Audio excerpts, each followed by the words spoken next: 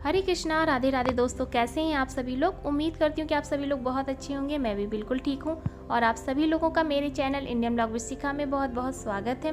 और अभी मैं कर रही हूँ सुबह सुबह मंदिर में पूजन की तैयारी, क्योंकि आज सोमवार है। तो आज मैं आप लोग के साथ शेयर करूँगी कि प्रतिदिन हम जो है अपने मंदिर में किस प्रकार से शिव जी की पूजा करते हैं, वही मैं आज आप लोग के साथ शेयर करूँगी। तो यहाँ पर देखिए मैंने जो है पूजन की सारी सामग्री एकत्रित कर ली है। तो चलिए देखते हैं कि पूजन की सामग्री में मैंने क्या क्या रखा है।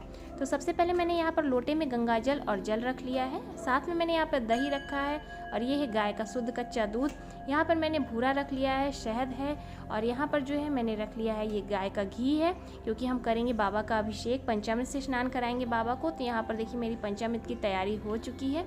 और यहाँ पर देखिए पूजन की सामग्री में मैंने क्या क्या रखा है। तो वस्त्र रूपी मैंने यहाँ पर कलावा रखा है, बाबा को कलावा अर्पित करूँगी। साथ में जनेऊ है, यहाँ पर अक्षत मैंने रख लिया है और ये है भांग। साथ में यहाँ पर देखिए ये है भस्म है और यहाँ पर ये है कपूर, क्योंकि हम करेंगे बाबा की कपूर से आरती। और यहाँ पर मैंने दीपक तैयार कर लिया है घी का और यहाँ पर मैंने धूप रख लिया है और ये इत्र है, क्योंकि हम बाबा को इत्र की भी सेवा देंगे। और साथ में मैंने यहाँ पर सफ़ेद चंदन रख लिया है। तो ये मेरी पूजन की सामग्री हो गई है। और यहाँ पर मैंने एक बाबा को जो है पोंछने के लिए मैंने यहाँ पर इस तरह से जो है पीले रंग का टॉवल रख लिया है।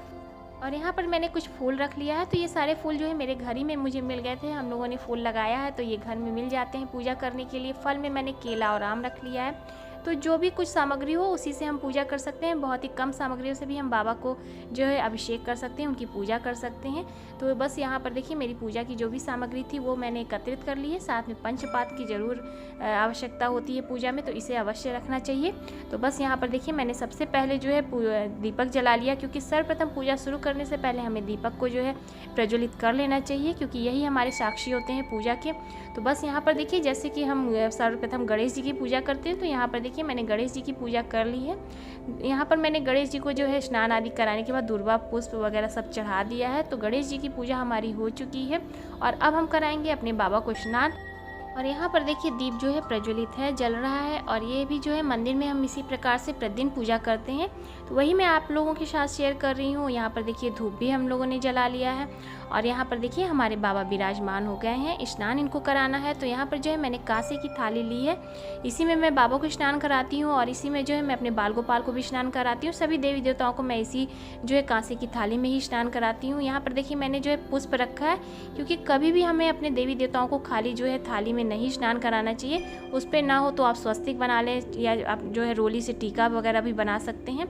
तो मैंने यहाँ बाबा के लिए पुष्प रख दिया है। तो सर्वप्रथम हम जल से स्नान कराएंगे और यहाँ पर देखिए बाबा को जल से स्नान कराया जा रहा है। और हम जो है अपने मंदिर में प्रतिदिन इसी तरह से बाबा को स्नान कराते हैं। तो आज कुछ विशेष इसलिए मैं आप लोग के साथ शेयर कर रही हूँ कि अगर आप पंचामृत से स्नान कराना चाहते हैं तो किस तरह से करा सकते हैं, और अगर आप प्रतिदिन जल से स्नान कराना चाहते हैं तो बस इसी तरह से आप बाबा को जल से स्नान करा सकते हैं। तो जल से स्नान कराने के बाद जो है हम यहाँ पर जो है बाबा को दूध से स्नान कराएंगे। तो बस हमें जो है बस इस चीज़ को ध्यान में रखना है कि जब हम किसी चीज़ से स्नान कराते हैं उसके बाद हमें जो है जल से स्नान कराना आवश्यक होता है। जैसे कि आपने देखा होगा कि अभी मैंने जल से स्नान कराया, इसके बाद हम लोगों ने दूध से स्नान कराया और फिर पुनः से हम लोग जल से स्नान कराएंगे और इसके बाद फिर हम जो है दही से स्नान कराएंगे।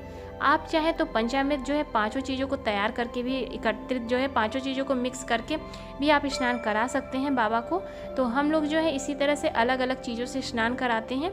तो यहाँ पर देखिए जो है दूध से स्नान हो चुका है, फिर जल से स्नान हो गया है और अब हम स्नान कराएंगे बाबा को दही से। तो यहाँ पर देखिए हम लोग अब बाबा को दही से स्नान करा रहे हैं। तो इस तरह से अगर आप पंचामृत से स्नान कराना चाहते हैं, जैसे कि अगर सावन का सोमवार हो रहा है या अगर महाशिवरात्रि आई या कभी भी आपको लगे कि आप बाबा को पंचामृत से स्नान कराना चाहते हैं, तो आप इस तरह से पंचामृत से स्नान अवश्य कराएं। बहुत ही फलित होता है। यहाँ पर आप चाहें तो फलों के भी रस से स्नान करा सकते हैं, जैसे कि गन्ने के रस से स्नान करा सकते हैं, किसी भी फल के रस से स्नान कराएं, बहुत ही पुण्य मिलता है। बाबा तो हमारे भोले हैं, वो तो केवल जल से ही सभी पर कृपा दृष्टि उनकी बरसती रहती है, जल से ही प्रसन्न हो जाते हैं। तो बस अपने मन को जो है संतुष्ट करने के लिए हम लोग जो है पंचामृत से स्नान कराते हैं बाबा को और बहुत ही अच्छा लगता है। बाबा को स्नान कराते समय हमेशा जो है मंत्रों का जाप करते रहना चाहिए। जब भी हम देवी देवताओं को स्नान कराएं हमें मंत्रों का उच्चारण करते रहना चाहिए। ओम नमः शिवाय, ओम नमः शिवाय आप कर सकते हैं। कर्पूर गौरम का भी पाठ कर सकते हैं। रुद्रा ष्टकम भी कर सकते हैं। जो भी आपको मंत्र आते हैं वो आप मंत्र उच्चारण करते हुए बाबा को स्नान कराएं। तो बस इस तरह से देखिए हम लोगों ने जो है शहद से भी स्नान करा लिया है और दही से स्नान हो गया, अब घी से स्नान कराएंगे, इसके बाद भूरा से स्नान कराएंगे और इस तरह से जो है हम अपने बाबा को स्नान कराएंगे। बहुत ही अच्छा लगता है और बाबा की पूजा करने में भी बहुत ही शांति महसूस होती है। तो अगर आप घर में अपने शिवलिंग रख रहे हैं तो मैं कहूँगी कि आप इसी तरह से प्रतिदिन बाबा की सेवा करें। बाबा की कृपा दृष्टि सदैव सब पर बनी ही रहती है। तो बस यहाँ पर देखिए हम लोगों ने जो है बाबा को इस तरह से स्नान करा लिया है और स्नान कराने के बाद जो है हम उन्हें इस तरह से जल से स्नान कराएंगे और अच्छे से हमें जो है मंत्रों के उच्चारण करते रहना चाहिए। और घर में जितने भी सदस्य हैं सभी को आप लोगों अपने पास रख के तब पूजा करें, सभी लोगों के साथ स्नान आदि कराएं और अच्छा लगता है क्योंकि पूजा में सभी लोगों को जो है सम्मिलित रहना चाहिए। तो यहाँ पर देखिए अब घी से स्नान कराया जा रहा है बाबा को और यहाँ पर जो है हस्बैंड जो है पूजा कर रहे हैं और मैं भी साथ में हूँ। और यहाँ पर जब ये हस्बैंड जो है बाबा का अभिषेक करते हैं, जल चढ़ाते हैं, तो मैं भी उनके साथ रहती हूँ। इसके बाद फिर बाबा का स्नान हो जाने के बाद फिर जो है हम अपने बाल गोपाल का भी स्नान वगैरह कराते हैं। तो इसी तरह से जो है मैं अपने मंदिर में प्रतिदिन पूजा करती हूँ और आज मैं वही आप लोग के साथ शेयर कर रही हूँ कि आप भी अपने मंदिर में अगर शिवलिंग रखे हैं तो इसी तरह से बाबा की सेवा जरूर करें, बहुत ही फल प्राप्त होता है और बाबा की सदैव कृपा दृष्टि बनी रहती है। तो यहाँ पर देखिए स्नान आदि कराने के बाद अब बाबा को स्वच्छ जल से एक बार फिर से अच्छे से इस तरह से थोड़ा सा हाथों से इस तरह से साफ़ कर लेना चाहिए क्योंकि घी शहद वगैरह बहुत ही चिकनाहट की चीज़ होता है तो लगा रहता है, उसे हमें अच्छे से साफ़ कर लेना चाहिए बहुत ही हल्के हाथों से। ऐसा नहीं कि बहुत ही ज़्यादा रगड़ रगड़ के साफ़ करना, बहुत ही हल्के हाथों से एकदम प्रेम भाव से बाबा को इस तरह से देखिए स्नान करा देना है स्वच्छ जल से। और ये देखिए इस तरह से जो है मैं जल दे रही हूँ और ये वहाँ पर हस्बैंड जो है उन्हें स्नान करा रहे हैं। तो इसी तरह से हम जो है अपने जो भी सभी देवी देवता हैं उनका स्नान कराते हैं, जैसे कि नंदी जी हैं, साथ में यहाँ पर त्रिशूल भी है, सर्पदेव हैं, उनका भी इसी तरह से स्नान होगा और फिर इनका श्रृंगार होगा। तो ये देखिए एक साफ़ टॉवल से यहाँ पर हम जो है बाबा को पोंछेंगे क्योंकि इस तरह से हमें पोंछना जरूर चाहिए अपने देवी देवताओं को स्नान आदि कराने के बाद। ऐसा नहीं कि आप जल चढ़ाएं और इसके बाद जो है उनको उसी के ऊपर पूरा कपड़ा वगैरह सब पहना दें और उनका जो है श्रृंगार सब जल में ही भीग जाए। बाबा को भी अच्छे से हमें श्रृंगार करना चाहिए जैसे हम बाकी देवी देवताओं को सजाते हैं। तो बस यहाँ पर देखिए हमने इस तरह से बाबा को पोंछ दिया है और अब जो है इनका जो है इत्र की सेवा दी जाएगी। तो यहाँ पर देखिए एक प्लेट में मैंने साफ ये जो है प्लेट है पूजा की प्लेट, इसमें मैंने फूलों का जो है आसन दिया है बाबा को और इस तरह से जो है हम बाबा को इत्र की सेवा देंगे। और इत्र की सेवा देने के बाद बाबा को यहाँ पर देखिए मैंने विराजमान कर दिया है और बस इसी तरह से जो हम अपने बाबा को मंदिर में ही रखेंगे। और अब होगा इनका श्रृंगार। तो यहाँ पर जो मैं आपको पूजा दिखा रही हूँ यहाँ पर मैं ये इसी तरह से प्रतिदिन करती हूँ। बस जो है मैं आज आप लोगों के साथ मैंने शेयर किया है पंचमी से स्नान, लेकिन मैं जो प्रतिदिन करती हूँ तो मैं जल से केवल स्नान करती हूँ। जब किसी विशेष दिन आता है, विशेष पर्व आते हैं, तब मैं बाबा को पंचमी से स्नान कराती हूँ या तो सोमवार के दिन भी मैं इसी तरह से कराती हूँ बाबा को स्नान। क्योंकि दूध और दही की अगर व्यवस्था है तो आप अपने जो है भाव से आप उनकी प्रतिदिन पूजा कर सकते हैं, उनको पंचमी से स्नान करा सकते हैं। और यदि दूध दही की व्यवस्था नहीं है तो आप जो है इस तरह से जल से भी अभिषेक कर सकते हैं, उनका पूजा कर सकते हैं। तो यहाँ पर देखिए अब जो है वस्त्र रूपी बाबा को यहाँ पर मैंने मौली अर्पित करा दिया है और यहाँ पर देखिए नंदी महाराज का भी उसी तरह से श्रृंगार होगा। यहाँ पर देखिए नंदी जी को भी वस्त्र रूपी मौली अर्पित किया गया है। सफ़ेद जनेऊ बाबा को अवश्य चढ़ाना चाहिए। तो यहाँ पर देखिए बाबा को जो है सफ़ेद जनेऊ चढ़ा दिया गया है और अब जो है बाबा को चंदन लगेगा। तो बाबा को सफ़ेद चंदन हम लोग लगाते हैं। यहाँ पर देखिए बाबा को इस तरह से त्रिपुंड बनाएंगे सफ़ेद चंदन, तो बहुत ही अच्छे से बनाना चाहिए। बाबा का श्रृंगार बहुत ही अच्छे से करना चाहिए। हमें जो है अपने देवी देवताओं का जब भी श्रृंगार करें बहुत ही मन लगा के, और पूजा में भी काफ़ी अच्छा लगता है जब आप पूजा करते हैं तो आप सारे जो भी आपकी चिंताएं होती है, जो भी आपके मन में जो भी चल रहा होता है, वो उतनी देर के लिए तो बिल्कुल भी आप शांति भाव से पूजा करते हैं और बहुत ही अच्छा लगता है और आपको भी हल्का महसूस होता है। पूजा करने के बाद कितना अच्छा लगता है। तो यहाँ पर देखिए हमारे बाबा को इस तरह से इन्होंने त्रिपुंड भी लगा दिया है, इनकी पूजा हो चुकी है। तो बस इस तरह से हम अपने नंदी महाराज को भी चंदन लगाएंगे, सर्पदेव को भी चंदन लगाएंगे, त्रिशूल में भी लगाएंगे, सभी चीज़ों की हमें पूजा करनी चाहिए। तो बस यहाँ पर देखिए सर्पदेव की भी पूजा हो चुकी है और अब जो है हम उन्हें इस तरह से विराजमान करेंगे, बाबा के ऊपर लगा देंगे। यहाँ पर देखिए हमने जो है बाबा को स्नान दिया है मंदिर में इसी तरह से, और इस तरह से हम यहाँ पर बाबा को जो है विराजमान कर देंगे। और यहाँ पर देखिए हमारे बाबा जो है विराजमान हो गए हैं। तो इनके जो सर्पदेव हैं उनको भी जो है उठाकर इनके ऊपर रखेंगे। सबसे पहले यहाँ पर जो है बाबा को भस्म अति प्रिय है, तो श्रृंगार में जो है बाबा का भस्म अवश्य चढ़ाएं। तो यहाँ पर देखिए भस्म चढ़ाएं। इसके बाद जो है ये भांग का, बाबा को भांग का जो है अवश्य भांग चढ़ाना चाहिए क्योंकि बाबा के लिए तो भांग सबसे प्रिय चीज़ है। तो यहाँ भांग चढ़ाने के बाद अक्षत चढ़ाया जा रहा है। अक्षत चढ़ाने के बाद देखिए इसी तरह से सभी लोगों के ऊपर पूजा करेंगे हम, नंदी को भी, त्रिशूल की भी और साथ में सर्पदेव की भी पूजा होगी। तो यहाँ पर देखिए सभी लोगों को यहाँ पर जो है सभी चीज़ों को चढ़ाने के बाद सर्पदेव भी हम लोग लगा दिए।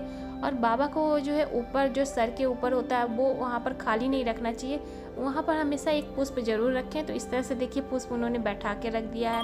फूलों से इनका श्रृंगार होगा तो फूल जो है इस तरह से चारों तरफ से इनको फूल रख देंगे। माला हो तो आप माला भी पहना सकते हैं। ये हमारे जो है घर में ही चढ़ाया जाता है, पेड़ है इसका तो मिल जाता है, नहीं तो ये भी अगर हो तो अवश्य चढ़ाएं। बाबा को प्रिय है। अपराजिता का फूल अवश्य बाबा को चढ़ाना चाहिए, बहुत ही प्रिय होता है, ये सभी देवी देवताओं के लिए प्रिय है। तो यहाँ पर देखिए इस तरह से जो है बाबा का जो है पुष्प चढ़ाया जाएगा। और यहाँ पर जो है इस तरह से हम जो है बाबा का श्रृंगार करते हैं। और अब जो है बाबा को भोग लगाएंगे, फल का भोग लगाएंगे। जो भी घर में हो आप उसका भोग लगा सकते हैं, मिश्री का भोग लगा सकते हैं, बताशे का भोग लगा सकते हैं। बाबा तो ऐसे सदैव सब पर प्रसन्न रहते हैं। जल का भोग लगाएंगे तो जल भी देखिए यहाँ पर मैंने रख दिया है। और अब जो है श्रृंगार करने के बाद जो है उनको जो इस तरह से जो है आरती जरूर से दिखानी चाहिए, श्रृंगार आरती कहते हैं। श्रृंगार करने के बाद बाबा को आरती जरूर से इस तरह से दिखा देनी चाहिए। तो यहाँ पर देखिए बाबा की श्रृंगार आरती भी हो गई है। और यहाँ पर आप देख सकते हैं कि हमारी जो पूजा है वो हो चुकी है समाप्त। तो इस तरह से जो है हम प्रतिदिन अपने घर के मंदिर में जो है पूजा करते हैं और शिव जी की पूजा इसी तरह से करते हैं। तो यहाँ पर देखिए हमारे बाबा का श्रृंगार हो गया, कितने सुंदर लग रहे हैं। और ऊपर में हम लोगों ने इस तरह से जल का कलश लगा दिया है, क्योंकि इस समय गर्मियाँ बहुत पड़ रही हैं। और बाबा के ऊपर इस तरह से हमें जो है अर्घा, इसे क्या बोलते हैं ये अभी मुझे याद नहीं आ रहा ठीक से, इसको ज़रूर से लगाना चाहिए। तो यहाँ पर मैंने जो है बाबा को इस तरह से जल का वो लगा दिया है। और ये बराबर इस तरह से जल बहुत ही धीमे धीमे से गिरता है और बाबा को ठंडक भी पहुंचती रहती है। तो यहाँ पर देखिए हमारे भोले बाबा और माँ पार्वती विराजमान है, तो इनके भी दर्शन आप लोग कर लीजिए। और यहाँ देखिए इनकी भी पूजा हो चुकी है, यहाँ पर मैंने जल रख दिया है। तो इस तरह से जो है हमारे बाबा का पूजा हो गया है मंदिर में। और यहाँ पर आइए तो दिखा देती हूँ मैं अपने बाल गोपाल को। इनको ना दिखाऊँ ये कैसे हो सकता है, क्योंकि ये हैं ही इतने प्यारे। तो इनकी भी पूजा देखिए हो चुकी है, इनका स्नान आदि हो गया, श्रृंगार हो गया। सोमवार के लिए इनका जो है मैं सफ़ेद इनको पोशाक पहनाती हूँ, इस तरह से मैं इनका श्रृंगार करती हूँ सोमवार के दिन। तो यहाँ पर देखिए कितने प्यारे लग रहे हैं। और ये हमारे छोटे वाले बाल गोपाल हैं, ये भी बहुत ही सुंदर लग रहे हैं। तो इस तरह से जो है मैंने इनका भी श्रृंगार आदि कर दिया, इनको भी मैंने भोग लगा दिया है, क्योंकि इनके भोग में तुलसी का पत्र अवश्य चढ़ाना चाहिए। तो इस प्रकार से जो है मैंने अपने मंदिर में अपने बाल गोपाल की सेवा की और करती हूँ इसी तरह से प्रतिदिन। और इसी तरह से मैं अपने बाबा की सेवा प्रतिदिन करती हूँ। और उम्मीद करती हूँ कि आप लोगों को मेरी आज की पूजा पसंद आई हो। तो प्लीज़ वीडियो को लाइक करिएगा, ज़्यादा से ज़्यादा शेयर कीजिएगा। चैनल पर मेरे नए हैं तो मेरे चैनल को भी सब्सक्राइब कीजिएगा। मैं मिलूंगी आप लोगों को अपने नेक्स्ट वीडियो में, तब तक के लिए हरे कृष्णा, राधे राधे बोलिए, हर हर महादेव।